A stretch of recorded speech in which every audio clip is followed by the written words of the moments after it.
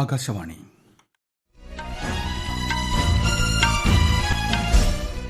നമസ്കാരം. വാർത്തകൾ വായിക്കുന്നത് വിജേഷ്.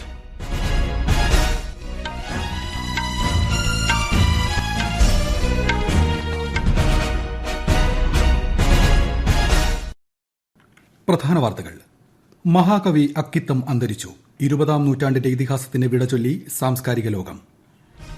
രാജ്യത്ത് കോവിഡ് മുക്തി നിരക്ക് 87.36% ഉയർന്നു. മുൻ രാഷ്ട്രപതി APJ അബ്ദുൽ കലാമിന്റെ ജന്മവാർഷിക ദിനത്തിൽ ശ്രദ്ധാഞ്ജലി അർപ്പിച്ച് പ്രധാനമന്ത്രി. ലോകമിന്ന് അന്താരാഷ്ട്ര വിദ്യാർത്ഥി ദിനം ആചരിക്കുന്നു. കനത്ത മഴ നാശം വിതച്ച തെലങ്കാനയിലും ആന്ധ്രയിലും സഹായഹസ്തവുമായി കേന്ദ്ര സർക്കാർ. കേരളത്തിൽ അന്താരാഷ്ട്ര വൈറോളജി ഇൻസ്റ്റിറ്റ്യൂട്ടിന്റെ പ്രവർത്തനങ്ങൾക്ക് തുടക്കം കുറിച്ച് മുഖ്യമന്ത്രി പിണറായി വിജയൻ. വാർത്തകൾ വിശദമായി. ഒരു കണ്ണീർ കണം മറ്റുള്ളവർക്കായി പൊഴിച്ച മഹാകവി മലയാളക്കരയെ കണ്ണീരിൽ മുക്കി വിട പറഞ്ഞു. മരണത്തെ മനോഹരമെന്ന് വിശേഷിപ്പിച്ച അക്കിത്തം അച്യുതൻ നമ്പൂതിരി ഇന്ന് രാവിലെ 8:10 തൃശൂരിലെ സ്വകാര്യ ആശുപത്രിയിലാണ് മരണത്തിന് കീഴടങ്ങിയത്. 94-ാം വയസ്സിലാണ് ജ്ഞാനപീഠ ജേതാവ് കൂടിയായ അദ്ദേഹത്തിന്റെ വിടവാങ്ങൽ. ജോസ്ന തയ്യാറാക്കിയ റിപ്പോർട്ട്. വെളിച്ചത്തേക്കാൾ ഇരുട്ടിനെ സ്നേഹിച്ച മഹാകവിയുടെ തൂലികയിൽ നിന്ന് 20-ാം നൂറ്റാണ്ടിലെ ഇതിഹാസം പിറക്കുമ്പോൾ വെളിച്ചം ദുഃഖമാണുണ്ണി, തമസല്ലോ സുഖപ്രദം എന്ന മലയാളികൾ കേട്ടറിഞ്ഞു. മാനുഷികതയ്ക്ക് ഊന്നൽ നൽകിയ അക്കിത്തം പുഞ്ചിരി പൊഴിച്ച് സഹജീവികൾക്കായി നിത്യനിർമ്മല പൌർണമിയും തീർത്തു.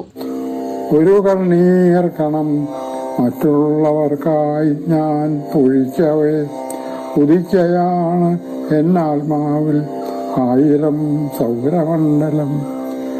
ഒരു പുഞ്ചിരി ഞാൻ മറ്റുള്ളവർക്കായി ചെലവാക്കവേ ഹൃദയത്തിൽ ഉലാവുന്നു നിത്യ നിർമ്മല പൗർണമി.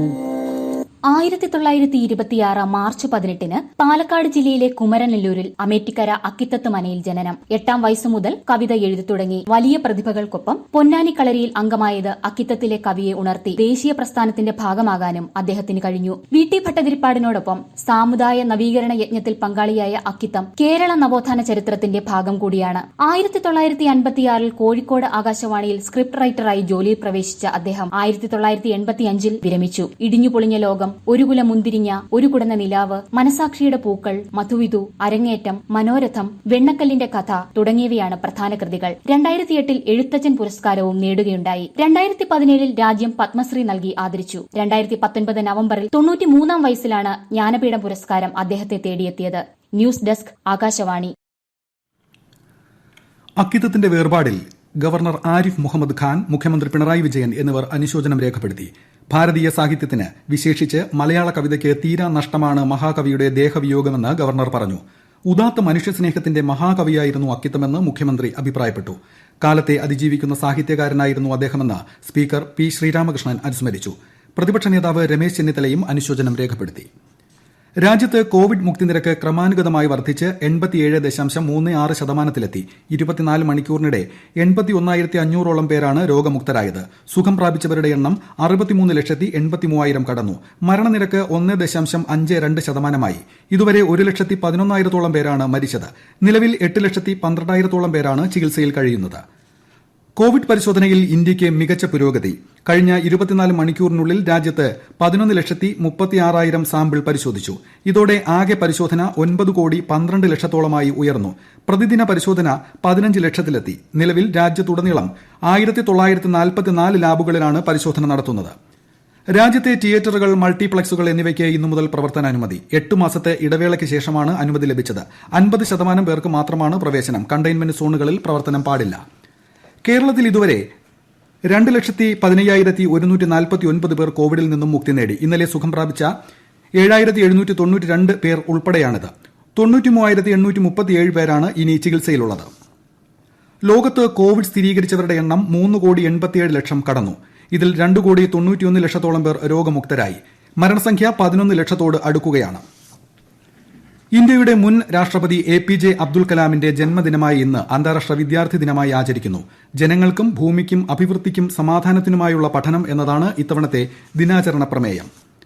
ഡോക്ടർ APJ അബ്ദുൽ കലാമിന്റെ ജന്മവാർഷിക ദിനമായ ഇന്ന് പ്രധാനമന്ത്രി നരേന്ദ്രമോദി, കേന്ദ്രമന്ത്രിമാരായ അമിത് ഷാ, പ്രകാശ് ജാവദേക്കർ തുടങ്ങിയവർ അദ്ദേഹത്തിന് ശ്രദ്ധാഞ്ജലി അർപ്പിച്ചു. രാഷ്ട്രപതി എന്ന നിലയിലും ശാസ്ത്രജ്ഞൻ എന്ന നിലയിലും അദ്ദേഹത്തിന്റെ സേവനം രാഷ്ട്രത്തിന് മറക്കാനാകില്ലെന്ന് പ്രധാനമന്ത്രി ട്വീറ്റ് ചെയ്തു. ഡോക്ടർ അബ്ദുൽ കലാം ദീർഘവീക്ഷണമുള്ള നേതാവും ഇന്ത്യയുടെ ബഹിരാകാശ മിസൈൽ പദ്ധതികളുടെ ശില്പിയും ആയിരുന്നെന്ന് ശ്രീ അമിത്ഷാ അനുസ്മരിച്ചു. 21ാം നൂറ്റാണ്ടിൽ ഇന്ത്യയെ ഏറ്റവും ശക്തവും കാര്യക്ഷമവുമാക്കുന്നതിൽ ഡോക്ടർ കലാം നൽകിയ സംഭാവന അതുല്യമാണെന്ന് കേന്ദ്രമന്ത്രി പ്രകാശ് ജാവ്ദേക്കർ പറഞ്ഞു. ഡോക്ടർ APJ അബ്ദുൽ കലാമിന്റെ ജന്മവാർഷിക ദിനത്തിൽ ഫിലിംസ് ഡിവിഷൻ ജനങ്ങളുടെ രാഷ്ട്രപതി എന്ന ഡോക്യുമെന്ററി പൊതുജനങ്ങൾക്കായി അവതരിപ്പിക്കുന്നു. 52 മിനിറ്റ് ദൈർഘ്യമുള്ള ഇംഗ്ലീഷ് ഡോക്യുമെന്ററി ഫിലിം ഡിവിഷന്റെ വെബ്സൈറ്റിലും യൂട്യൂബ് ചാനലിലും ലഭ്യമാകും. പങ്കജ് വ്യാസാണ് ഡോക്യുമെന്ററിയുടെ സംവിധായകൻ. ഈ വാർത്തകൾ ആകാശവാണിയിൽ നിന്ന്. കൊറോണ ആശങ്കയല്ല, ജാഗ്രതയാണ് വേണ്ടത്. കേന്ദ്ര ആരോഗ്യ മന്ത്രാലയം പുറപ്പെടുവിക്കുന്ന നിർദ്ദേശങ്ങൾ. ജനങ്ങൾ കൂട്ടം കൂടുന്നത് ഒഴിവാക്കുക. ഇടയ്ക്കിടെ കൈകൾ സോപ്പും വെള്ളവും ഉപയോഗിച്ചോ സാനിറ്റൈസർ ഉപയോഗിച്ചോ വൃത്തിയാക്കുക. നിർബന്ധമായും മാസ്ക് ധരിക്കുക. പനിയോ ചുമയോ ശ്വാസതടസ്സമോ തുടരുന്ന സാഹചര്യത്തിൽ വൈദ്യസഹായം തേടുക. കൊറോണയെ സംബന്ധിച്ച വിവരങ്ങൾക്ക് ആരോഗ്യ മന്ത്രാലയത്തിന്റെ 1075 ലും ദിശയുടെ 1056 ലും ബന്ധപ്പെടാം. കനത്ത മഴയിൽ ശക്തമായ നാശനഷ്ടമുണ്ടായ തെലങ്കാനയ്ക്കും ആന്ധ്രാപ്രദേശിനും കേന്ദ്ര സർക്കാർ എല്ലാ സഹായവും വാഗ്ദാനം ചെയ്തു. സ്ഥിതിഗതി കേന്ദ്രം നിരീക്ഷിച്ചു വരികയാണ്. സാധ്യമായ എല്ലാ സഹായവും സംസ്ഥാനങ്ങൾക്ക് ലഭ്യമാക്കുമെന്ന് കേന്ദ്ര ആഭ്യന്തരമന്ത്രി അമിത്ഷാ ഉറപ്പു നൽകി.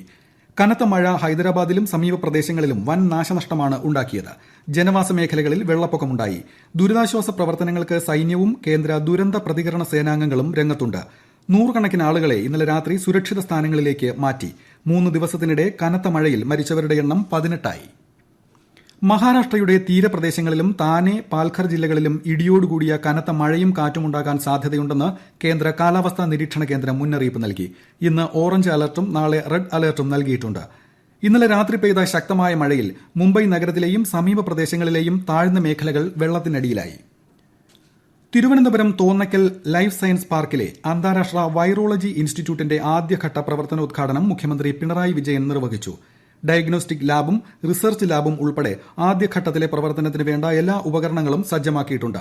നിലവിൽ ശാസ്ത്ര സാങ്കേതിക വകുപ്പിന് കീഴിലുള്ള ഇൻസ്റ്റിറ്റ്യൂട്ട് പൂർണ്ണമായും പ്രവർത്തന സജ്ജമാകുന്നതോടെ സ്വയംഭരണ സ്ഥാപനമായി ഉയർത്താനാണ് സർക്കാർ തീരുമാനം. ഡോക്ടർ അഖിൽ സി ബാനർജിയാണ് ഇൻസ്റ്റിറ്റ്യൂട്ട് ഡയറക്ടർ. ഡൽഹിയിലെ ദേശീയ തലസ്ഥാന മേഖലയിൽ വിവിധ ശ്രേണികളായുള്ള മലിനീകരണ നിയന്ത്രണ നടപടികൾ ഇന്നു മുതൽ പ്രാബല്യത്തിൽ. അവശ്യ സേവനങ്ങൾക്കായല്ലാതെ വൈദ്യുത ജനറേറ്ററുകൾ ഉപയോഗിക്കുന്നത് ഡൽഹി സർക്കാർ നിരോധിച്ചു. തടസ്സമില്ലാത്ത വൈദ്യുതി വിതരണം ഉറപ്പാക്കാൻ ഡൽഹി മലിനീകരണ നിയന്ത്രണ സമിതി വൈദ്യുതി കമ്പനികളോട് നിർദ്ദേശിച്ചിട്ടുണ്ട്. ഡൽഹിയിലെ അന്തരീക്ഷ മലിനീകരണ നിയന്ത്രണത്തിന്റെ ഭാഗമായി കേന്ദ്ര മലിനീകരണ നിയന്ത്രണ ബോർഡിന്റെ 50 സംഘത്തിന്റെ പ്രവർത്തനങ്ങൾക്ക് കേന്ദ്രമന്ത്രി പ്രകാശ് ജാവ്ദേക്കർ തുടക്കം കുറിച്ചു. വായു മലിനീകരണത്തിന് കാരണമാകുന്ന പ്രവൃത്തികൾ സമീർ ആപ്പ് മുഖേന സംഘം റിപ്പോർട്ട് ചെയ്യും. IPL ക്രിക്കറ്റിൽ ഇന്ന് റോയൽ ചലഞ്ചേഴ്സ് ബാംഗ്ലൂർ കിങ്സ് 11 പഞ്ചാബിനെ നേരിടും. രാത്രി 7:30 ഷാർജ ക്രിക്കറ്റ് സ്റ്റേഡിയത്തിലാണ് മത്സരം. ഇന്നലെ നടന്ന മത്സരത്തിൽ രാജസ്ഥാനെ തോൽപ്പിച്ച ഡൽഹി ക്യാപിറ്റൽസ് പോയിന്റ് പട്ടികയിൽ ഒന്നാമതെത്തി. കോവിഡ് പരിശോധനയിൽ കർണാടകത്തിന് ശ്രദ്ധേയ നേട്ടം. ഇന്നലെ 1,14,000-ഓളം പരിശോധനകളാണ് നടത്തിയത്. ഇതോടെ കർണാടകത്തിലെ ആകെ പരിശോധനകൾ 62 ലക്ഷം കടന്നു. സംസ്ഥാനത്ത് 9,265 പുതിയ കോവിഡ് കേസുകൾ രജിസ്റ്റർ ചെയ്തതോടെ ആകെ രോഗികൾ 7,35,000 കടന്നു. ചൈനയുടെ കൊറോണ വാക്സിൻ നിർമ്മാണത്തിൽ സാമ്പത്തിക പങ്കാളിത്തത്തിനായുള്ള അഭ്യർത്ഥന ബംഗ്ലാദേശ് നിരസിച്ചു. ചൈനയിലെ കമ്പനിയായ സിനോവാക് ബയോടെക് വികസിപ്പിക്കുന്ന വാക്സിന്റെ 3ാം ഘട്ട പരീക്ഷണത്തിനായാണ് ധനസഹായം അഭ്യർത്ഥിച്ചത്. എന്നാൽ സാമ്പത്തിക പങ്കാളിത്തം കരാറിൽ ഇല്ലെന്ന് ബംഗ്ലാദേശ് ആരോഗ്യമന്ത്രി സാഹിദ് മാലിക് പറഞ്ഞു. പലസ്തീൻ അഭയാർത്ഥികൾക്കായുള്ള ഐക്യരാഷ്ട്രസഭയുടെ ദുരിതാശ്വാസ പ്രവർത്തന ഏജൻസിക്ക് ഇന്ത്യ $10 ലക്ഷം സംഭാവന നൽകി.